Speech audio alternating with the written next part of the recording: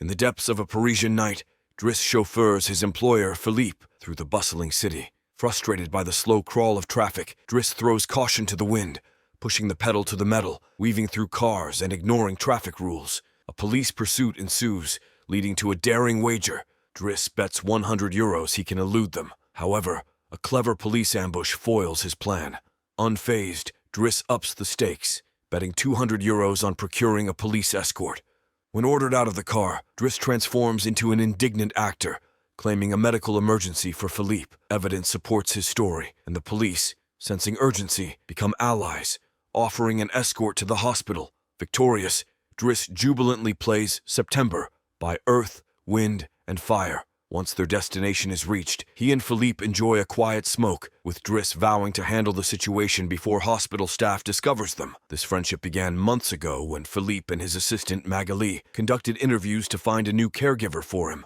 Disheartened by standard or awkward interview responses from other applicants, their world changes when Driss unexpectedly barges in. Ignoring his appointment, Driss seeks signed papers to claim unemployment benefits, displaying his bluntness and even flirting with Magali. To everyone's surprise, Philippe finds Driss amusing and invites him back the next day. Driss returns to his modest neighborhood, attempting a bath while wrangling his younger siblings. With his sister Mina's help, he succeeds.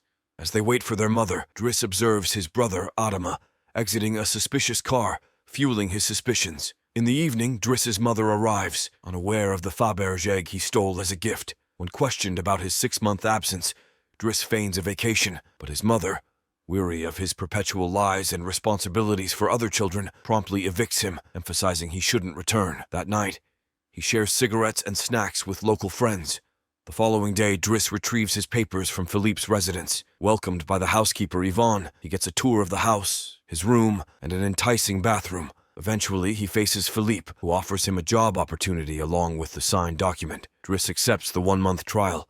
Determined to prove himself despite Philippe's skepticism, he moves into his new quarters and begins learning how to care for Philippe. Driss embarks on a learning journey, mastering the art of stimulating Philippe's legs, aiding him in and out of his wheelchair, and assisting with showers and clothing changes. Things take an uncomfortable turn when Driss discovers tasks like helping Philippe put on high stockings and even cleaning him after bathroom use. Despite his initial reluctance, he reluctantly embraces these responsibilities as part of the job. One evening, while enjoying a snack on the rooftop, Driss encounters Philippe's daughter, Elisa, and her boyfriend, Bastien, looking for a private spot. He kicks them out, unwilling to share his beer.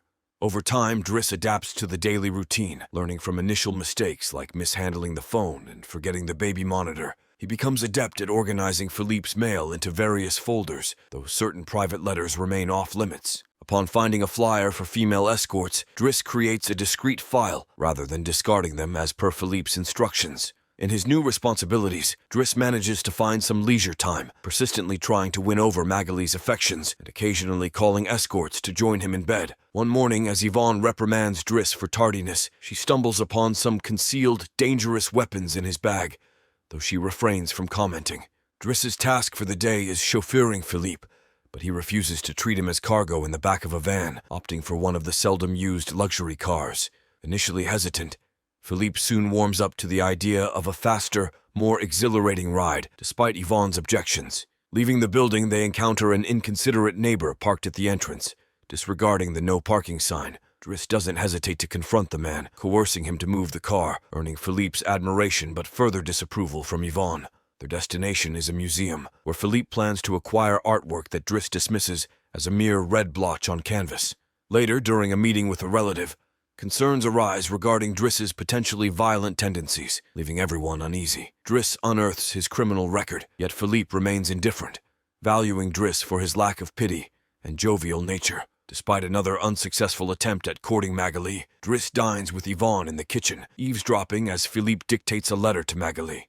Yvonne discloses the contents of Philippe's private correspondence with Eleanor, a woman he's never met in person. Their connection solely epistolary.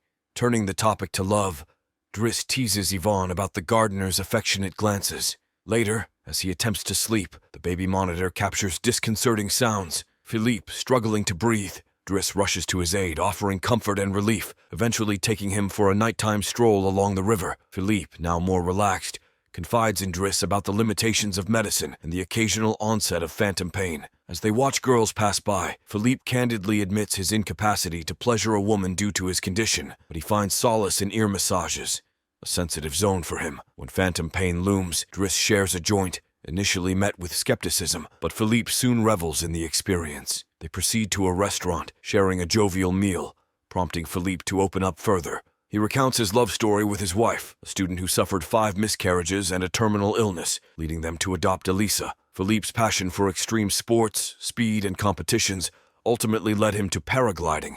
It was during a paragliding mishap that he broke his vertebrae, considering his real handicap not the wheelchair but life without his wife.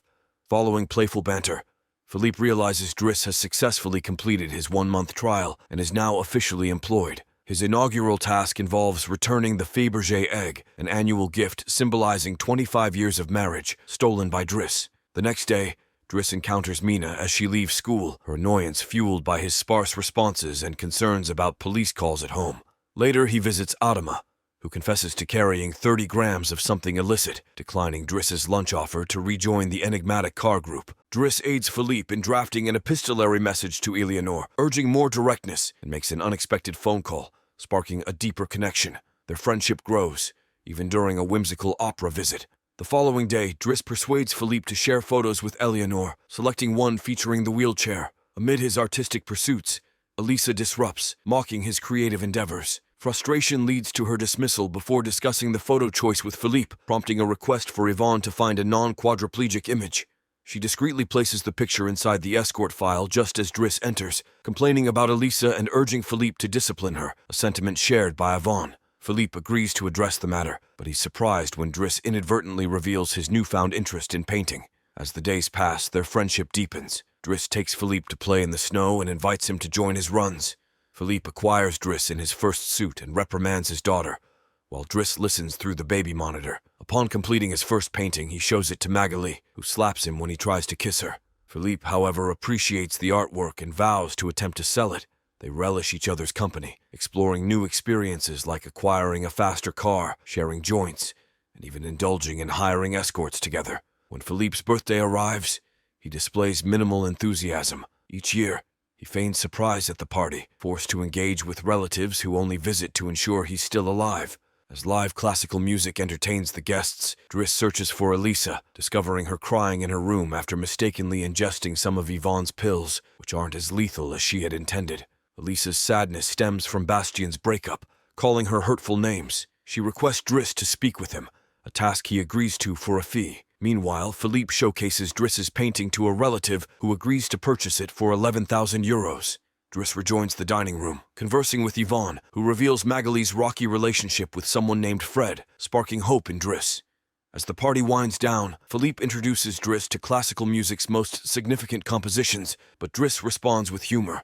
When the band finishes, he plays Boogie Wonderland by Earth, Wind, and Fire on his iPod, igniting a dance floor spectacle. His remarkable moves encourage the partygoers to join in, delighting Philippe.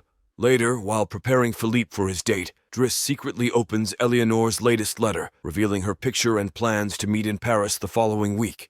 On the date day, Yvonne accompanies Philippe, and Driss uses his day off to visit Bastien, coercing him into apologizing to Elisa, delivering croissants daily, and fixing his hair. He also observes his mother at work from a distance. At the restaurant, Yvonne and Philippe wait for Eleanor, who arrives significantly late. After an hour of waiting at the restaurant, Philippe gives up and asks Driss to fetch him. He departs without noticing Eleanor's arrival. That night, Philippe takes Driss on his private plane, handing him the money from the painting sale, filling him with joy. They reach the countryside the next morning, where Philippe decides to go paragliding, persuading a hesitant Driss to join. Although initially apprehensive, Driss ends up enjoying the experience. Upon returning home, Adama awaits Driss and receives a scolding upon seeing his facial scars. Adama remains tight-lipped about his life. Driss reassures Mina, puts Philippe to bed, and shares a profound conversation. Driss reveals that Adama isn't his biological brother, and that his parents are his aunt and uncle. His birth name is Bakari Basari, later known as Idris. His aunt miraculously conceived and had more children after his uncle's death. Philippe asserts that Adama needs discipline and, in light of this, dismisses Driss, realizing he can't dedicate his life to caring for an elderly man. The following morning, Bastien brings the daily croissant with an improved hairstyle. Driss packs his belongings to leave. Magali bids farewell, introducing him to her partner Fred, causing Driss to give up on any advances. As he exits the house, Driss returns the baby monitor to Yvonne, playfully accusing her of deceiving him about Magali. In response, she hands him the escort file he initiated, concealing the chosen picture. Driss discards the file but retains the photo. Outside, he encounters another car obstructing the entrance and insists it be moved, even though he no longer works there. When Adama questions his actions, Driss claims it's a matter of principle. A few hours later, the two brothers pick up their mother from the station. Meanwhile, at the house, Philippe shares his first dinner with the new, dull caretaker who decides to dismiss him without a single bite. Since Yvonne is on a date with the gardener, no one scolds him. In the following days, Driss returns to his previous life, reuniting with old friends and ensuring the guys from the suspicious car leave Adama alone.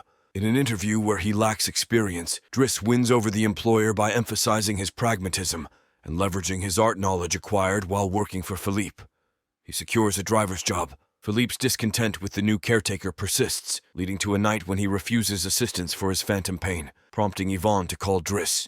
This triggers a series of events, with the police chasing them and eventually escorting them to the hospital. Driss later takes Philippe to the coast, offering solace through the sea's sight. Driss tends to Philippe's overgrown beard before a restaurant lunch, leaving him in the company of someone else for the day. He returns Philippe's egg, and the date who arrives is Eleanor, unfazed by his wheelchair. The real Count Philippe Pozzo di Borgo now resides in Morocco, having remarried and fathered two daughters. The real Driss, Abdel Yasmin Salou, runs his own company, is married, and has 3 children. Their enduring friendship continues to this day.